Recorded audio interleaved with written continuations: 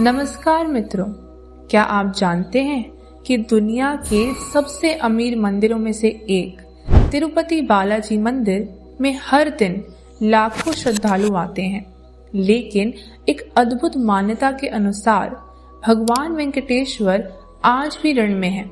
जी हाँ, कहा जाता है कि भगवान ने अपने विवाह के लिए कुबेर से धन उधार लिया था और आज भी भक्त उस ऋण को चुकाने में अपनी आस्था के माध्यम से भाग लेते हैं। यही कारण है कि यहाँ चढ़ाया गया दान केवल भक्ति नहीं बल्कि एक दिव्य सहभागिता माना जाता है।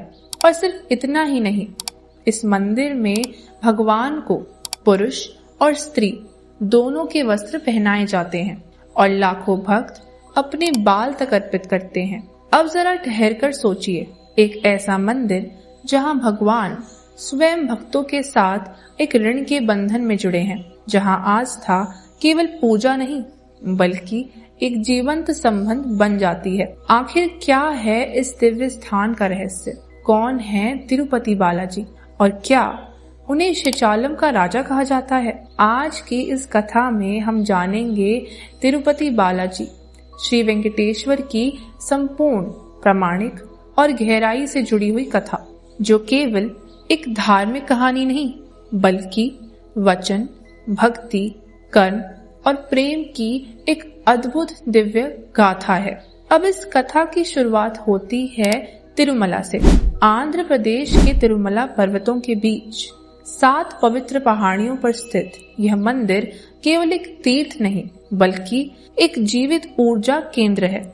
यह 7 पहाड़ियां केवल भौगोलिक संरचना नहीं है, इन्हें आध्यात्मिक रूप से सप्तगिरी कहा जाता है, जो स्वयं शेषनाग के 7 फनों का प्रतीक मानी जाती है। जैसे ही कोई इस मंदिर में प्रवेश करता है, ओम नमो वेंकटेश्वराय की ध्वनि उसके भीतर तक उतर जाती है और मन स्वतः ही शांत और स्थिर होने लगता है। लेकिन इस मंदिर की शुरुआत हुई कैसे? कथा हमें एक अत्यंत साधारण लेकिन दिव्य घटना तक ले जाती है। बहुत समय पहले एक ग्वाला जंगल से गुजर रहा था। उसके हाथ में दूध की बाल्टी थी। अचानक उसे एक आवाज सुनाई दी, रुको, मेरी चींटियों को भूख लगी है, थोड़ा दूध यहाँ डाल दो। वह डर गया, लेकिन श्रद्धा से उसने चींटी के टेले पर दूध डाल दिया। यह कोई सामान्य घटना नहीं थी, यह एक संकेत था, एक दिव्य आह्वान। जब यह बात राजा तक पहुंची तो उन्होंने आदेश दिया कि रोज उस स्थान पर दूध चढ़ाया जाए। धीरे धीरे वह टीला छोटा होने लगा और फिर एक दिन उसके भीतर से प्रकट हुई भगवान विष्णु की दिव्य मूर्ति। यहीं से शुरू हुआ तिरुपति बालाजी मंदिर का निर्माण और यहीं से पृथ्वी पर भगवान के एक नए स्वरूप की स्थापना हुई। अब कथा हमें उस समय में ले जाती है जब भगवान श्री कृष्ण पृथ्वी से जा चुके थे और कलयुग का आरंभ हो चुका था। ऋषि मुनियों ने एक यज्ञ किया और यह प्रश्न उठा, इस यज्ञ का फल किसे दिया जाए, ब्रह्मा, विष्णु या शिव? निर्णय करने के लिए ऋषि भृगु को भेजा गया। भृगु ऋषि पहले ब्रह्मा जी के पास गए, फिर शिव जी के पास, लेकिन संतुष्ट नहीं हुए। अंत में वह विष्णु लोक पहुंचे।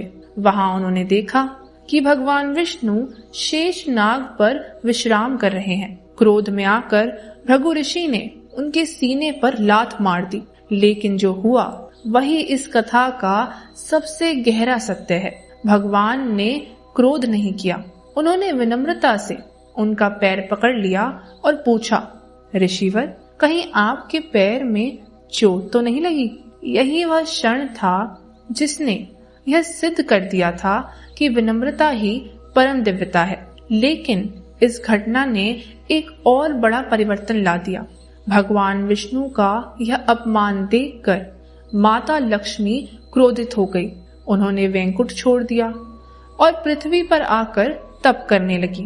भगवान विष्णु भी उन्हें खोजते हुए पृथ्वी पर आए, लेकिन उन्हें ढूंढ नहीं पाए।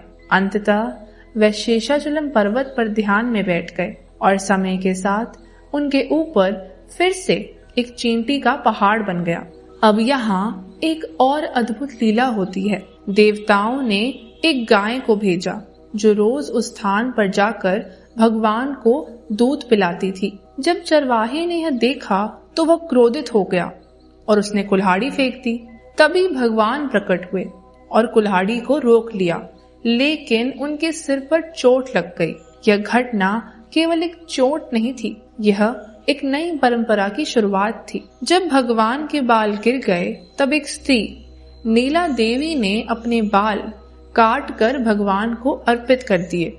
उनकी भक्ति से प्रसन्न होकर भगवान ने वरदान दिया, जो भी भक्त यहाँ अपने बाल अर्पित करेगा उसके पाप नष्ट होंगे और उसकी इच्छाएं पूर्ण होंगी। इसीलिए आज भी लाखों लोग तिरुपति में अपने बाल दान करते हैं।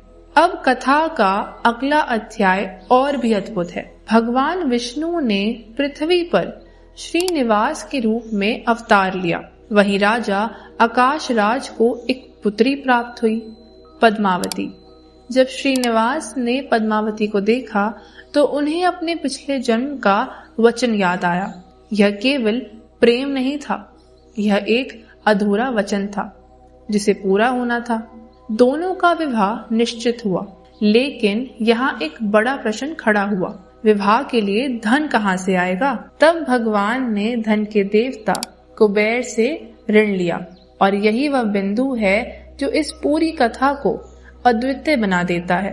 आज भी माना जाता है कि भगवान वेंकटेश्वर उस ऋण को चुका रहे हैं और भक्त अपने दान के माध्यम से इस दिव्य ऋण को चुकाने में सहभागी बनते हैं। यह केवल दान नहीं है, यह एक दिव्य संयोग है। विवाह के बाद माता लक्ष्मी वहां पहुंची और उन्हें यह देखकर क्रोध आया। उस क्षण भावनाओं का ऐसा संगम हुआ कि भगवान श्रीनिवास पत्थर की मूर्ति बन गए और अंततः माता लक्ष्मी उसी मूर्ति में समा गई।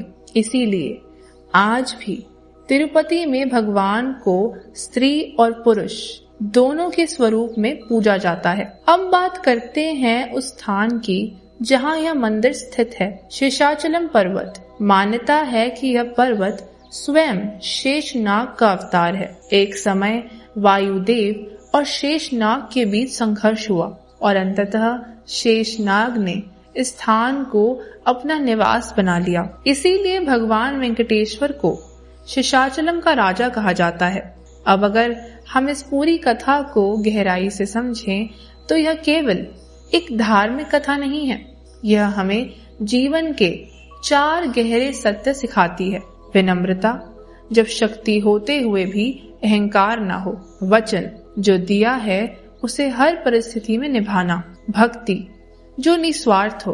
कर्म, जिसका फल निश्चित है। तिरुपति बालाजी हमें यह भी सिखाते हैं कि भगवान भी अपने वचनों के प्रति बंधे होते हैं, तो मनुष्य को अपने कर्मों के प्रति कितना सजग होना चाहिए। तो मित्रों, तिरुपति बालाजी केवल एक मंदिर नहीं है, यह एक जीवित ऊर्जा है, एक परंपरा है, एक अनुभव है। जब भी आप वहां जाते हैं तो केवल दर्शन नहीं करते, बल्कि उस दिव्यता को महसूस करते हैं जो हजारों वर्षों से वहां प्रभावित हो रही है। अगर आपको यह गहरी और दिव्य कथा पसंद आई हो तो हमारे चैनल पराविद्या फाउंडेशन को जरूर सब्सक्राइब करें, वीडियो को लाइक और शेयर करें और कमेंट में जरूर बताइए कि आप अगली बार किस दिव्य कथा को सुनना चाहते हैं। धन्यवाद। प्रणाम।